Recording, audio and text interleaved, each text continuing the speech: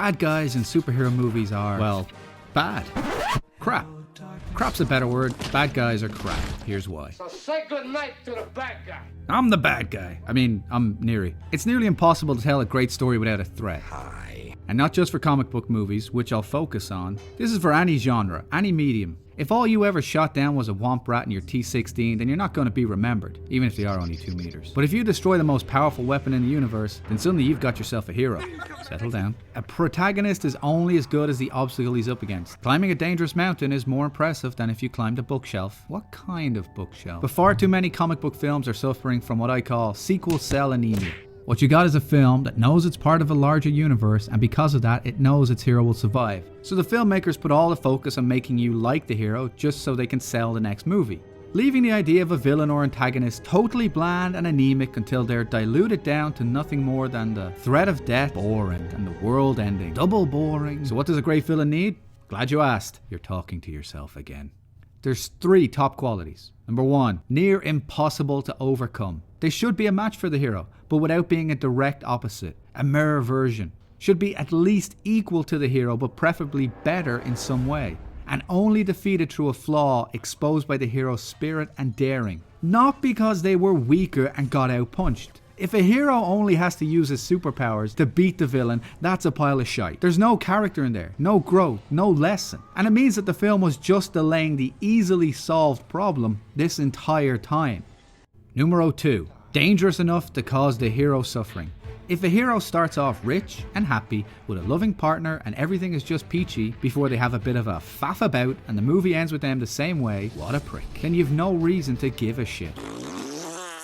Jog on. No one cares if a hero succeeds. It's a nice bonus, but what the audience really cares about is their struggle. I can do this all day. Life can be shit. A real shit. A real shitty, messy thing without acts or lines. It's improv without the witty banter. I thought my jokes were bad. And in this mess, we need heroes to show us something better. Either in the world or in ourselves. Gay! So seeing someone who was always winning and always going to win, can you say balls? Because it's balls. Why should we care? Why would we care? It's like watching a millionaire winning the lottery. Our beautiful villain mustn't be just a world-threatening entity. They must get so close to winning that the hero barely makes it. The hero must be physically or emotionally challenged, his worldview and ideals questioned, his very perception of right and wrong put to the test. If our hero doesn't lose something, then we gain nothing. Either the hero has to suffer or the audience's enjoyment will. Number 3. They cannot, I repeat, cannot be evil. No great villain is 100% twisted. They have to be either a reflection of the main character's story or their contrast. 2 sides of the same coin. They have to have some personality. Fuck you, asshole. Even those individuals who are sociopathic have an element of understanding. And you don't believe in me! Everyone knows Hannibal Lecter is a monster, a total psychopath, one of cinema's greatest ever villains. Yet there's nothing in Silence of the Lambs that actually turns him into a villain before the eyes of the audience. The character's danger is introduced through chilling dialogue alone. He's cagey but brilliant, frightening but fascinating, and, for the most part, harmless. We see the extreme lengths everyone goes to, but crucially, we don't see him do anything. Instead, he's clever, gracious, funny, and kind, earning our understanding and affection. Even when he does commit murder, well, no, we can't empathize, you psycho, but we can understand that desire for freedom and appreciate his determination and cunning. Cleverly, this murder doesn't even happen on screen, so we're not horrified by him, not repulsed. And even at the end, we understand this as revenge. Lecter is considered one of the greatest villains precisely because nothing he does is villainous. He makes sense, even if what he does is awful. And the reason it stinks for comic books is that they've been creating fantastic villains since the beginning, almost. Because of the endless nature of superhero stories, the soap opera element that prevents a climax, comics need to stay relatively stagnant, which is the basis of their continuity and the bane of development.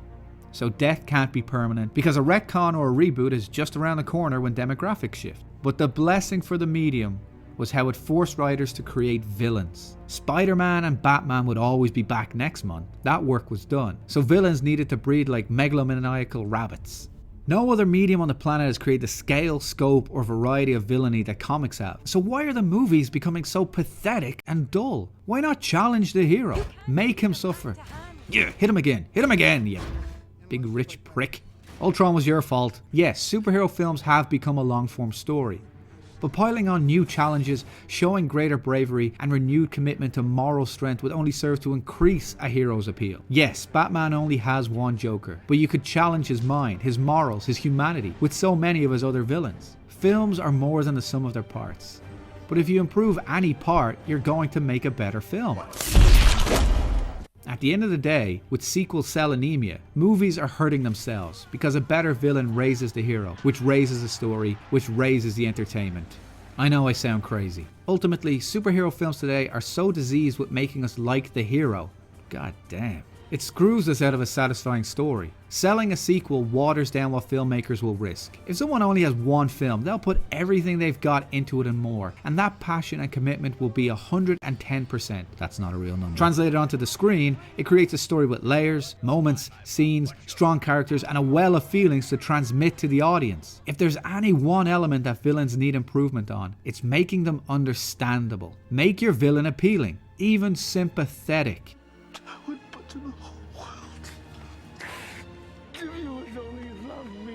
They had lots of chances to do a great villain with Zod, but don't chicken out. If someone has a good motivation, don't turn him into a villain to make the hero look good by the end. Don't have him mindlessly evil. The hero will look better if he does the right thing despite how hard it is. Zod has motivation, but no logic behind his actions. Why threaten Superman's home before trying to kill everyone? Why not convert him? Why not slap this machine elsewhere? Why not attack him as a unit? There's dozens of men on that ship that could take him down. He's not understandable. He wanted to restore Krypton, yet that mutates into hating Earth. And telling the guy who has lived there his whole life his plan beforehand? How is he a military general? And he's not appealing. And he's not sympathetic. He's nearly a physical match for the hero, but for all intents he's weaker. He's had less time with his powers. And he doesn't make Superman suffer. There was no connection to Zod, so no believability in Clark's grief at having killed him. And as for the hero, did he suffer? Superman finished the fight and got kindness, a new girlfriend, and a cycle ride down glistening Metropolis streets. His life is better after Zod arrived than before. He personally lost nothing. So the key was making Zod sympathetic, which creates the best villains, the most dangerous type of villain, the one we understand. Key accepted. Genesis chamber coming online, sir.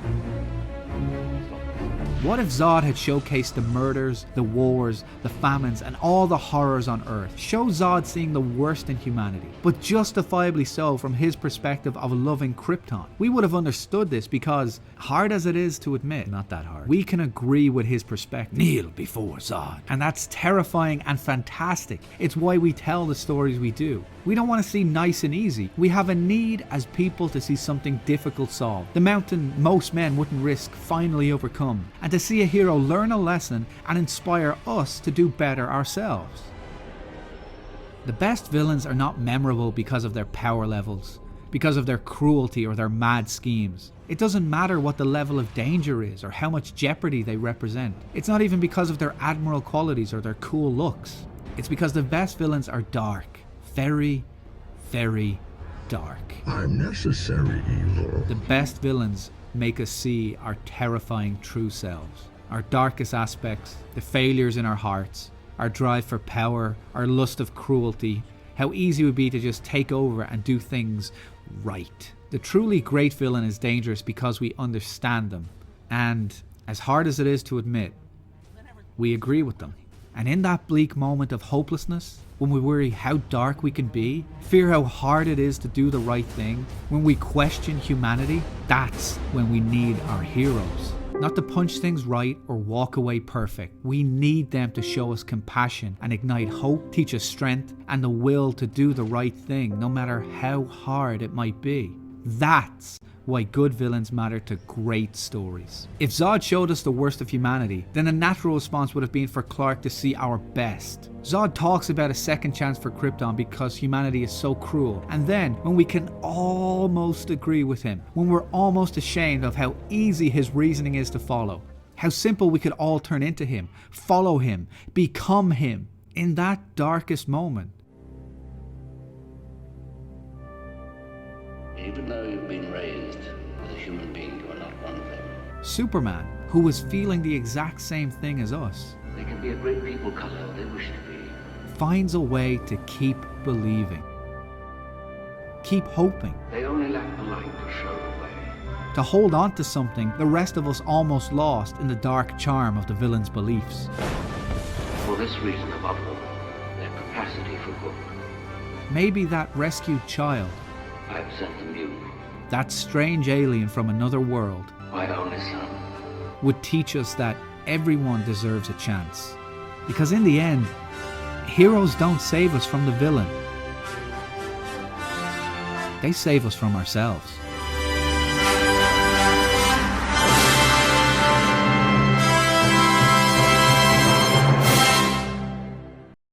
Another month, another rant over. Thanks so much for watching, guys. I hope you really enjoyed this video. Leave your comments below about some of your favorite villains, or maybe the best examples you have of being heroes. And if you want to share us around or let your friends know that this video exists, you go ahead and do that. That would be great. And if you want to give us a like or a dislike or pretty much do anything, you go ahead. It's your life. Be free to do what you want. You can also check us out at the Rant and Bollocks podcast. But thanks again for watching, guys. Have a great day. I will bring you hope, old friend. And I ask only one thing in return. Don't get in my way.